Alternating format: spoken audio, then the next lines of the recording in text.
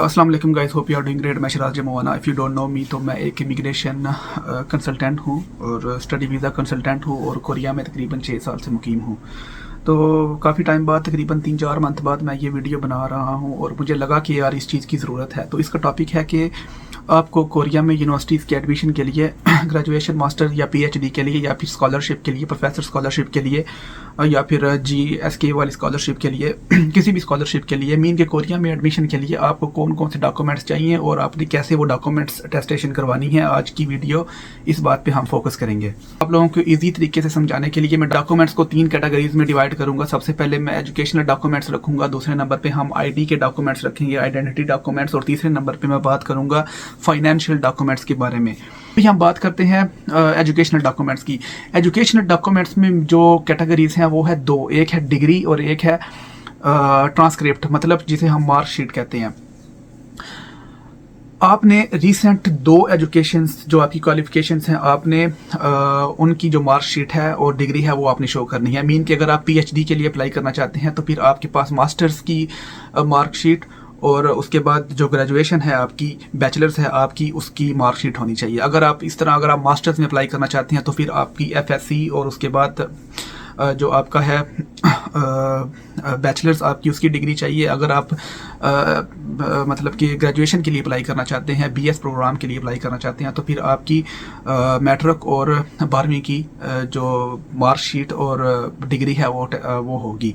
तो ये जो सब डिग्री हैं ये सबसे पहले आपकी अपोस्टाइल होनी चाहिए। अगर क्योंकि आप जानते हैं कि पाकिस्तान में अभी अपोस्टाइल जो शुरू नहीं हुआ, तो इस वजह से ये जो आपकी डिग्रीज हैं वो कोरियन एम्बेसी से अटेस्टेशन लाजमी होनी चाहिए।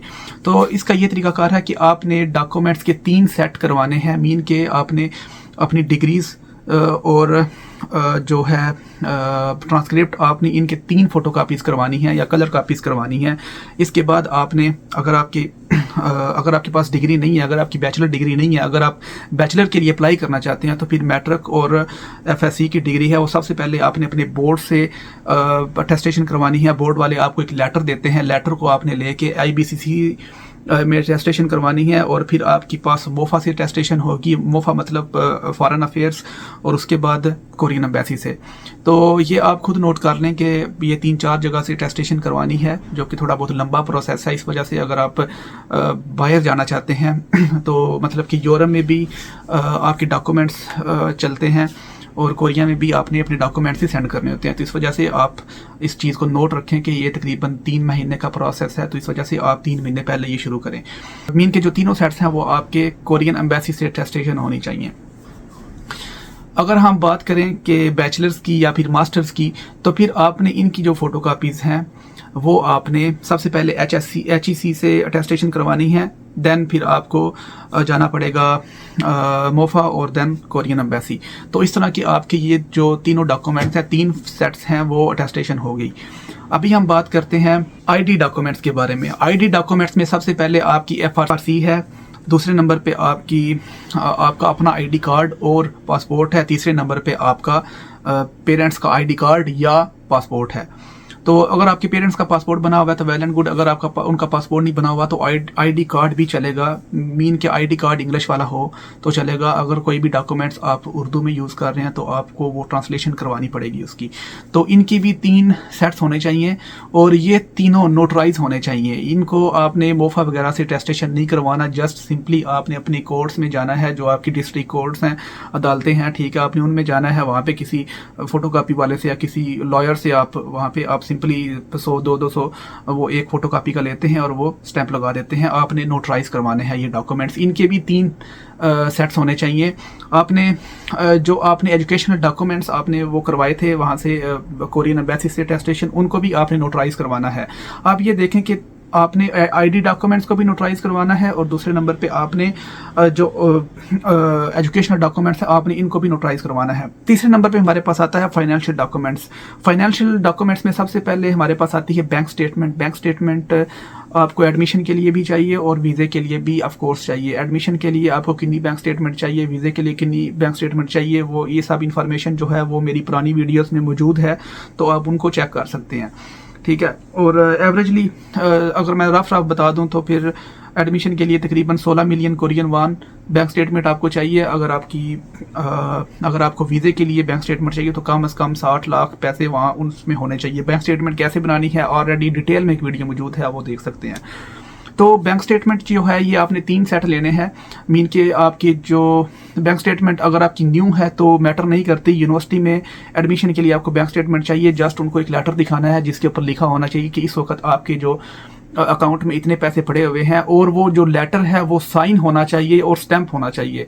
साइन हो ना हो लेकिन बैंक की जो स्टैंप है वो लाजमी होनी चाहिए, क्योंकि इस तरह का जो बैंक स्टेटमेंट है वो कोई भी राइट करके दे सकता है। तो यूनिवर्सिटी इन सम केसेस एडमिशन रिजेक्ट कर देती है और अप्रूवल मांगती है कि आप बैंक का अथोराइज्ड जो है स्टैंप वाला वो हमें दें। तो आपने इस तरह के 3 बैंक स्टेटमेंट होगी। इसके बाद बैंक स्टेटमेंट चलेगी किसकी? बैंक स्टेटमेंट आपकी मतलब कैंडिडेट की, स्टूडेंट की चलेगी बैंक स्टेटमेंट, और दूसरे नंबर पे एडमिशन के लिए आपकी वालिद और वालिदैन में से किसी की चल जाएगी। लेकिन एडमिशन के लिए किसी और रिश्तेदार की बैंक स्टेटमेंट आप यूज़ नहीं करेंगे, क्योंकि यूनिवर्सिटीज़, बहुत सी यूनिवर्सिटीज़ हैं, वो तकरीबन 90% यूनिवर्सिटीज़ हैं वो जस्ट आपकी बैंक स्टेटमेंट या फिर आपके वालिदैन की बैंक स्टेटमेंट मांगते हैं। लेकिन वीज़े के लिए आप किसी भी अपने वालिदैन की, अपने करीबी जो चाचे मामे वगैरह होते हैं, आप उनकी भी बैंक स्टेटमेंट यूज़ कर सकते हैं। अगर आप अपने अलावा किसी भी की बैंक स्टेटमेंट यूज़ करें, अपने पेरेंट्स की या फिर किसी भी रिश्तेदार की, तो फिर आपको अपना उसका सोर्स ऑफ इनकम भी शो करना होगा कि वो पैसे कैसे कमा रहा है। अगर आपके वालिद साहब की बैंक स्टेटमेंट है फॉर एग्जांपल, तो फिर आपने अपने वालिद साहब का जो कोई बिजनेस वगैरह, जो बिजनेस लेटर है वो आपने शो करना है कि उनके पास ये कारोबार है, वहाँ से इनकी इनकम आ रही है, या फिर आपने उनका सैलरी वगैरह सर्टिफिकेट आपने शो करना है। मास्टर्स में एडमिशन के लिए जो यूनिवर्सिटीज़ हैं वो 2 रिकमेंडेशन लेटर्स मांगती हैं। तो बाज़ औक़ात तो यूनिवर्सिटी के एडमिशन लेटर चल जाते हैं, लेकिन बाज़ औक़ात जो यूनिवर्सिटी है वो प्रोफेसर को ईमेल करती है। जो आपने प्रोफेसर मेंशन करना है उसका ईमेल एडमिशन के लिए अप्लाई करते वक्त आपने मेंशन करना है, तो यूनिवर्सिटी उस प्रोफेसर को कॉन्टैक्ट करेगी और वहाँ से यूनिवर्सिटी आपका एडमिशन लेटर लेगी, रिकमेंडेशन लेटर लेगी। और पीएचडी के लिए तकरीबन 3 रिकमेंडेशन लेटर चाहिए होते हैं। अभी हम बात करते हैं कि 3 डॉक्यूमेंट्स, मतलब कि 3 सेट आपको क्यों चाहिए। देखें, एक ही यूनिवर्सिटी में अगर आप एडमिशन अप्लाई करेंगे तो आपका एडमिशन सिक्योर नहीं है, आप नहीं जानते कि वो यूनिवर्सिटी आपको एडमिशन देगी या नहीं देगी। तो इस वजह से जो बाद में आने वाली परेशानी है, क्योंकि अभी एक डॉक्यूमेंट्स को टेस्टेशन करते वक्त आप एक बार जाएंगे, फिर नेक्स्ट टाइम अगर आपको लोड पड़ी, ज़रूरत पड़ी तो आपको दोबारा जाना पड़ेगा, थर्ड टाइम आपको दोबारा जाना पड़ेगा। इससे अच्छा है कि आप कम से कम भी 3 कापीज़ अटेस्टेशन करवाएं और उनको यूनिवर्सिटी में सेंड करें। मतलब कि एक यूनिवर्सिटी में एक सेट आपने सेंड करना है, ये नहीं कि आपने तीनों सेंड करने हैं एक ही यूनिवर्सिटी में। अगर आप 2 यूनिवर्सिटीज़ में अप्लाई करना चाहते हैं तो, या 3 यूनिवर्सिटीज़ में अप्लाई करना चाहते हैं तो आप हमसे भी करवा सकते हैं। आप हमें डॉक्यूमेंट सेंड करें और हम आपके डॉक्यूमेंट्स हैं वो यूनिवर्सिटीज़ में यहाँ से भेज देंगे। इसका ये फ़ायदा है कि जो आपकी कॉस्ट है, जो बार बार आपने वहाँ से फिडेक्स या DHL के थ्रू यूनिवर्सिटीज़ में डॉक्यूमेंट्स सेंड करने हैं, वो आपकी कॉस्ट बच जाएगी और आपको जस्ट एक बारी ही जो एडमिशन डॉक्यूमेंट्स हैं वो आपने सेंड करने पड़ेंगे। तो ये है जी आज की वीडियो, और उम्मीद है कि आपको ये वीडियो पसंद आएगी, और नेक्स्ट अपडेट कोई भी हुई तो इंशाल्लाह आपको हम अपडेट करेंगे किसी भी बारे में। तो मिलते हैं इंशाल्लाह नेक्स्ट वीडियो में। गुड लक, अल्लाह हाफिज़।